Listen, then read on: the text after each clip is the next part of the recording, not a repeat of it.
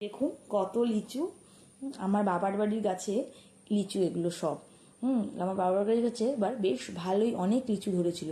আর এই লিচুগুলো খেতেও ভীষণ সুন্দর। এই সেই গাছ, এই গাছে সেই লিচু ধরেছিল। একদম লাল লাল লিচু ঝুলছে, দেখতে কি ভাল লাগে না, ভীষণই ভাল লাগে। আর নাতি নাতনিরাও চলে এসেছে লিচু পাড়া এবং খাওয়ার জন্য।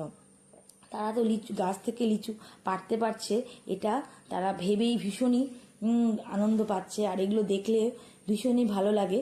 আমার মেয়ে এখানে লিচু তুলছে, একদম সর্বশক্তি দিয়ে যেন লিচুগুলো টেনে টেনে তুলছে।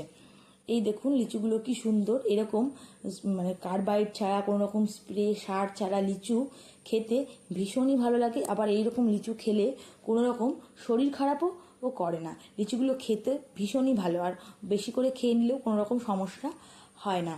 আর লিচুগুলো দেখে তো খুবই ভাল লাগছে, কি সুন্দর লাল লাল লিচু ঝুলছে। আর বাচ্চাগুলো যখন লিচু তুলছে এটা দেখেও খুব ভাল লাগছে, মনে হচ্ছে আমরা নিজেরাই শৈশবে ফিরে যাচ্ছি। তো দেখুন তারা আবার লিচুগুলো পেরে জড়ো করে রেখেছে, জড়ো করে রেখে আবার দেখাচ্ছে।